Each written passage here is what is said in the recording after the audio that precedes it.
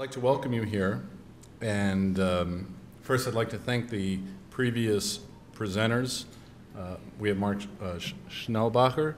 Catherine Warwick is here somewhere. Catherine, there she is. Magan Keita, are you here? He has a class. And Father Ellis, thank you for the previous symposium. It was very well done. We got a real quick, I'm trying to keep this real into small segments here to make sure we get and do what we have to do today. I thought it was very interesting today on the previous symposium. There were some words that stood out: dignity, disorientation, plight of Christians. They are no longer subjects. We are citizens. Islam and democracy, is it compatible? The global perspectives of all this, and Sharia law. These are all issues that I think are fundamentally important and are part of this Arab Spring or Arab awakening. And this is going to be with us. It started about 10 months ago, and on Sunday, as we all know, we had the first election in Tunisia. And we had a moderate Islamist party win, whatever that means. And that's something I think it's important for all of us to understand and discuss. So it's a complex phenomena. It's something that will be with us for a while, and we will be interfacing with it with our students, with other faculty. So what we'd like to do in this workshop is to explain this, share perspectives, and more importantly, share resources together and understand this complex reality. We're going to have small presentations now by 4 speakers, and then we're going to discuss resources. We're going to take we're going to have scribes who are going to be able to let us know and write down the shared resources that we can use. But I'm going to introduce our 4 quick presenters. Mark Schnellenbacher is here. He has been the regional director for the Catholic Relief Service in Europe and the Middle East since 2003. He is based in Beirut, Lebanon, and is a graduate of Georgetown University and holds graduate degrees in theology and public administration from Harvard University. Dr. Frank Galgano, to my right, is associate professor and chair of the Department of Geography and the Environment, and his research foci is the area of geography of national security, where he has examined issues such as environmental security, governance, and effective sovereignty, and has been stationed in the Middle East numerous times. Dr. Sylvia Nagy-Zekem, on my left, is professor of Hispanic and Cultural Studies, director of the Cultural Studies program at Villanova, and the previous director of Arab and Islamic Studies program from 2006-2009, and has numerous publications. I'm not going to read them all. And then Said Omran, to my left, is the associate professor of Arabic in the Institute of Global and Interdisciplinary Studies at Villanova. So they're all going to give small talks. And Mark, do you want to start?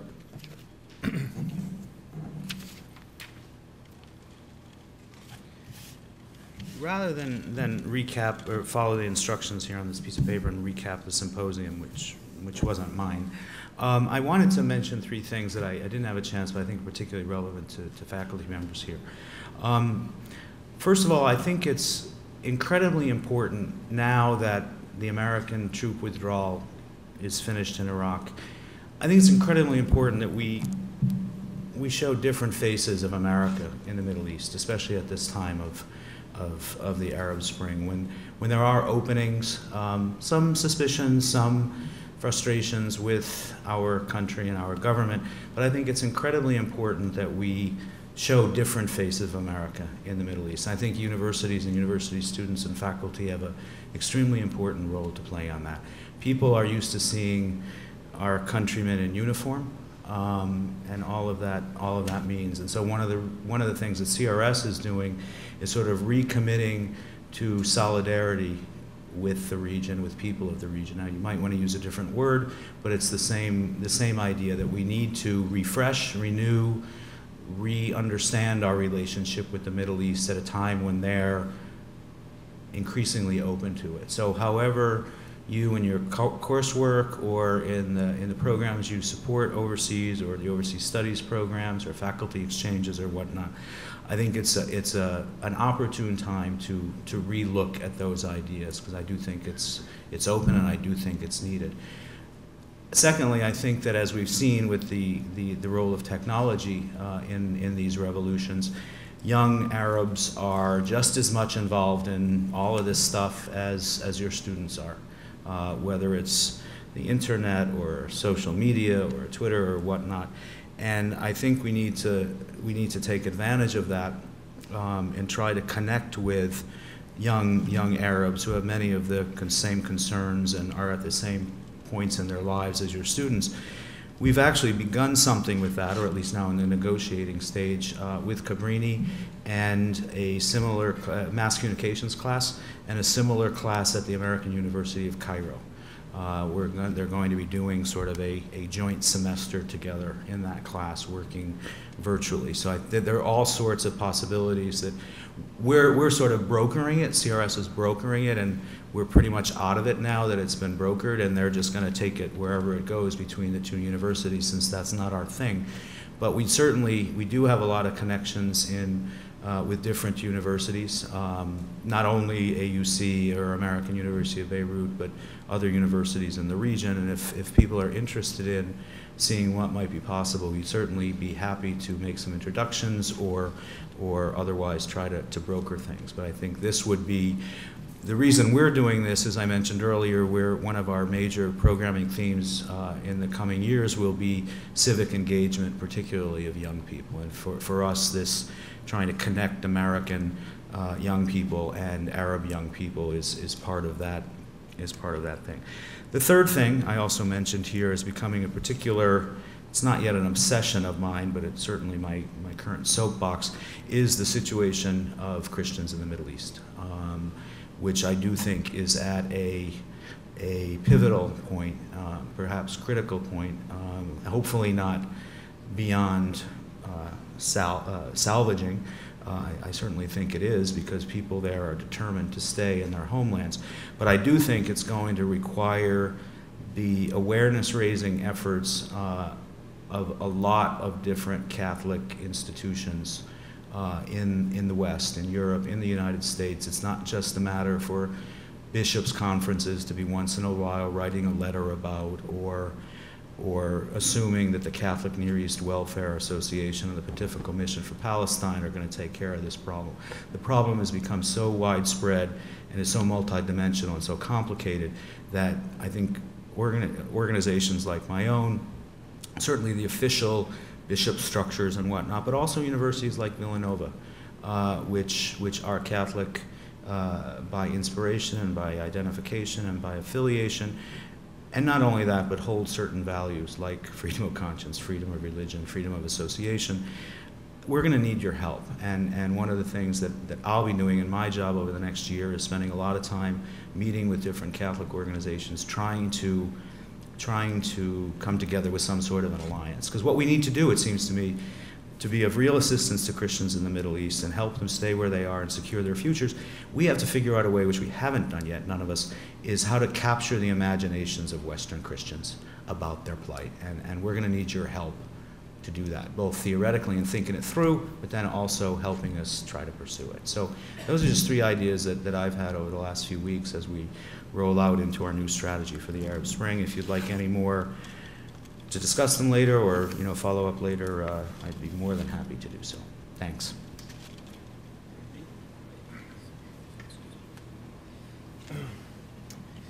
Well, good afternoon, everyone. I'm Frank.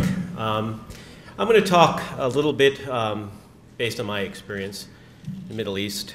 I got to live for long periods of time in Kuwait, Saudi Arabia, Qatar, Bahrain, Egypt, Sudan, which is not technically in the Middle East, and I believe I was in Yemen for a while, but I wasn't supposed to be there, but I think we were there. I'm not sure. In any event, when I look at the dynamic going on in the Middle East right now, I like to think of it in terms of not explaining what I'm seeing, but trying to think about it in terms of the dynamics that have brought it about. Because I think those dynamics are part and parcel to, again, I look at national security landscape studies, the dynamics of globalization, governance in failing states, and the rise of violent non-state actors. In 2004, Thomas Barnett came out with a really prescient book called The Pentagon's New Map. It was published by Putnam. And he really gave an interesting view and actually a look forward into a lot of the dynamics that we're seeing going on in the Middle East right now. Barnett's idea is that globalization of the world economy and the boom that followed in the 1990s did not lead to a new era of integration. In fact, it had the opposite effect. And it was quite contrary to what others predicted. And Barnett's view, and I happen to agree with it, is that the uneven nature of economic prosperity that was nurtured by globalization actually engendered quite a bit of hostility in large parts of the world, especially in many parts of the Middle East, because of its associated cultural assimilation, which many societies pulled back from. And really what that did, in my view, is help spark many of the things that we're seeing today, because along with globalization, we saw a bloom in global technology in the area of communications and digital communications. And I really believe, based on my experiences, especially working closely in those countries, that it gave the population a sense that they had been left behind. And this has become more and more clear as you watch the news these days. And I think as you look at the strongmen, you know, Nasser, who's long gone, Sadat, who's long gone, Saddam Hussein, Gaddafi, Mubarak, you go all the way down the line. And if you think of a place like Libya, a small country, 8 or so million people with huge oil assets and revenues, and that, again, the wealth has not been distributed. I think if you look at education levels, I know, for example, in Saudi Arabia will report that it has a 68% literacy rate. I know from being there that probably 70% of the men in Saudi Arabia cannot read above the 6th grade level, and virtually none of the women. So I think that dichotomy in the world has now become clear to these folks that they have been perhaps left behind. And I think that brings us to another key aspect, if you want to look at the dynamic, is the issue of governance. And there are a number of metrics used to measure governance, but I think it is really the key thing that's going on here when you look at voice of the people and accountability of the government, political stability in the absence of violence, government effectiveness, regulatory quality, rule of law, and control of corruption. If you look at these processes from a country-to-country standpoint, I think it explains a lot of the dynamic that's going on in these places and has been fueling the upheaval that we have seen. So I'm about out of time. I'll end on time. So those are my comments. Thank you very much.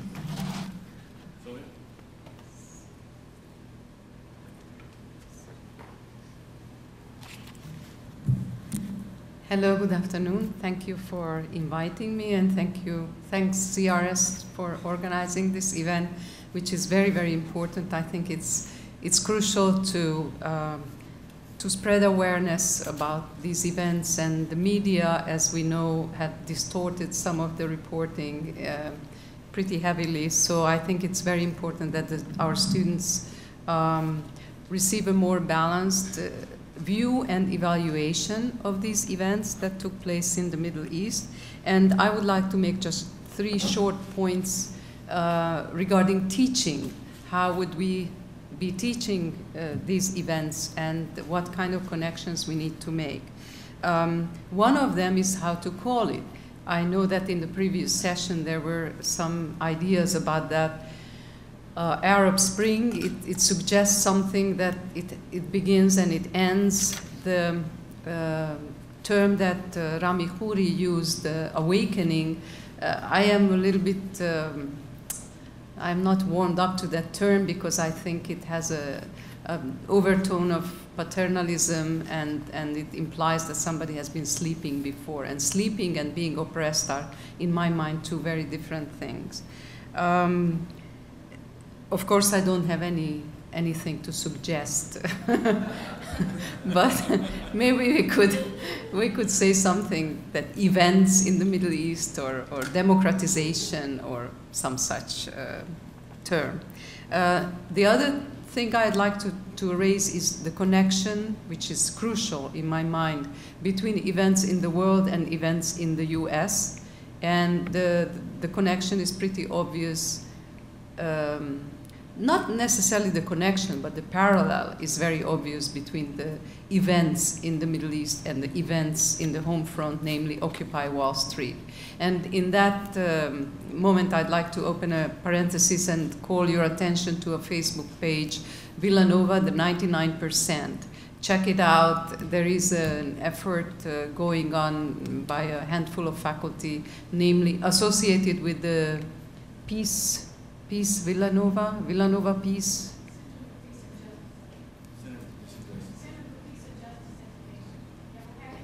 Yes. So there will be, Karen Hollis is going to be a point person for that, but I think that is very important because we are talking about political democratization and economic democratization, demands for both. The third point I want to make very quickly concerns the word Islamism, because this has been always like a scary word, like communism during the Cold War. Nobody ever bothered to really define what that means. So Islamism, we don't know anything about it, we just know that it's bad. So that is the idea that we need to really finesse. We need to define very well all the possibilities and models of Islamism. Islamism can be taken in cultural terms. It's the socio-cultural background of countries, many countries in the Middle East and in Africa. We have to live with that. We have to accept it, that it's a socio-cultural background without any meaning, positive or negative, just like the US and a lot of countries in Europe have the Judeo-Christian socio-cultural background, period. The other thing about Islamism, that there are different political models. Of course, Al-Qaeda has one of the extremist models, and then there are the moderate political Islamist models, such as Turkey. Erdogan has been emerging as a leader, after not being admitted in the EU. Turkey, and also changing governments, Turkey has oriented itself more towards the Middle East, and it is emerging as a very potent voice in the Middle East. So that political Islam is going to be something that some critics and historians who study the area think that's where the most of the infighting will take place. Not so much at the tribal level like they are suggesting in Libya. I've been reading the blogs of Juan Cole, and he's fairly optimistic about the non-prevalence of tribal infighting in Libya. And finally, I would like to let you just know about some incredible resources. One of them is, of course, The Guardian has this interactive timeline of events of the Middle East. That's amazing. The other one would be the blogs by Juan Cole and Rami Khouri, and a series of articles by Robert Fisk in The Independent, in an English paper, and also my favorite hobby horse, warm recommendation for Link TV. This is www.linktv.org. They have amazing documentaries and really very interesting emissions. Also, they have Al Jazeera in English, and finally, Democracy Now!, which is also available, the full videos every day on the internet, their news sources. Thank you very much.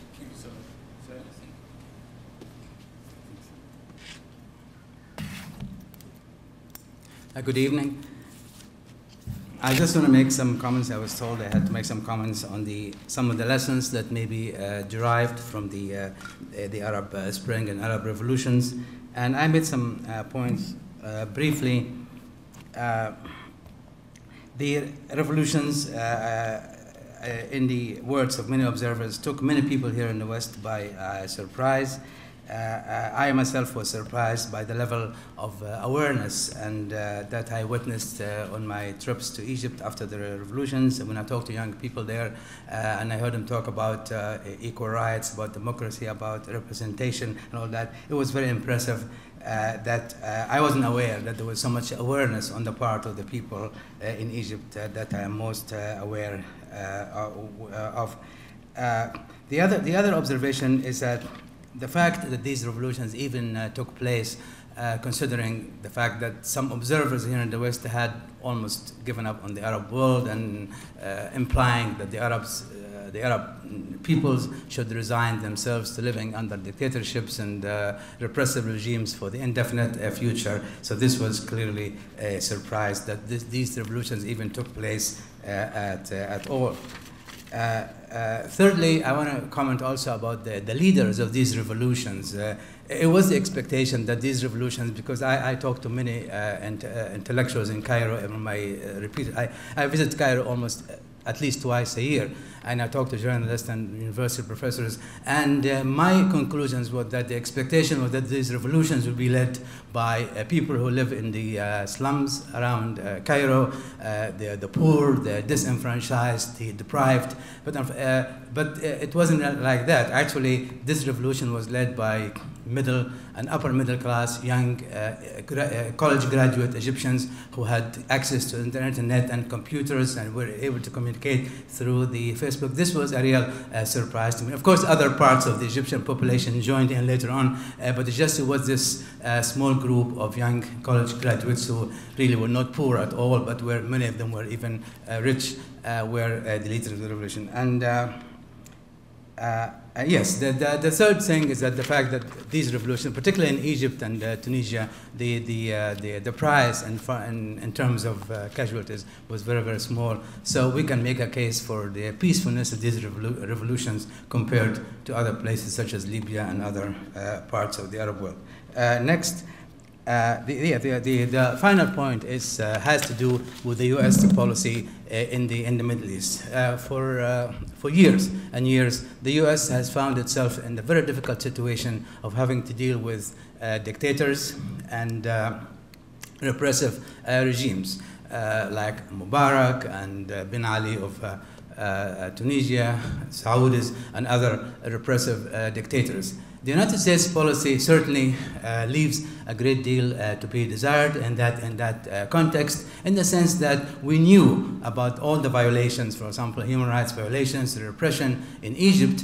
We knew what Mubarak was doing. We knew that in the year 2005, the elections were all forged, giving Mubarak's party 93% of the vote, yet the United States really didn't do.